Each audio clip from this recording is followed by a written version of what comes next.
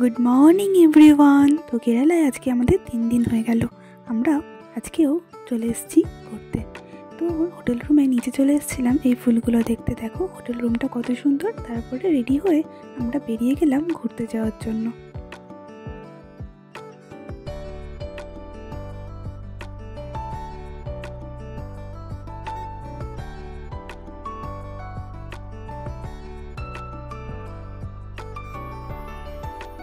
আজকে আমরা যেখানে যাচ্ছি সেই জায়গাটা প্রায় সমুদ্রের কাছাকাছিই চলে যাব। তো এর পরের দিন যাব একদম সমুদ্রের কাছে। এখন যেখানে যাচ্ছি তো চলো সেই জায়গাটা দেখা যাক। আমরা চলে গেছিলাম একটা বোটিংয়ে করে সমুদ্র যেখানে মিশেছে সেই নদীটাকে ঘুরতে। তো চলো ঘুরতে যাওয়া যাক।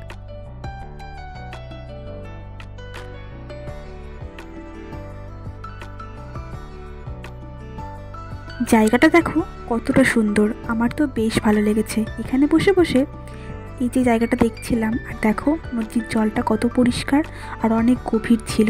এই নদীটা পুরো সমুদ্রে কি মিশেছে। যখন একদম লাস্টে যাব তখন তোমরা সেটা বুঝতে পারবে।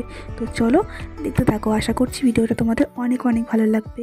আর ভিডিওগুলো ভালো লাগলে কী করতে হবে সেটা তো ভালো করেই জানো।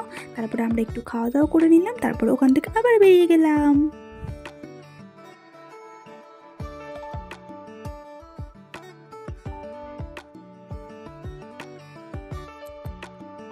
এই যে এখান থেকেই তোমরা অনেকটা বুঝতে পারবে যে এটা সমুদ্র সমুদ্র লাগছে।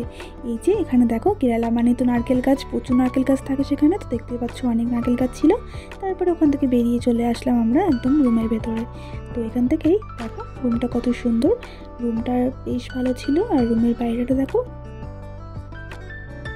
যে নদীটায় আমরা ঘুরতে গেছিলাম এই হোটেল রুম থেকে ওই নদীটাও দেখা যাচ্ছিল।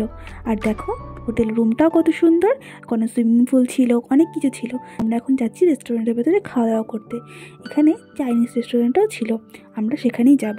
তো চলো একটু কিছু খাওয়া দাওয়া করে নিয়ে যাক, তারপরে দেখা যাক অন্য কিছু করা যায় কি না। তো চলো খাওয়া দাওয়া করে নিই।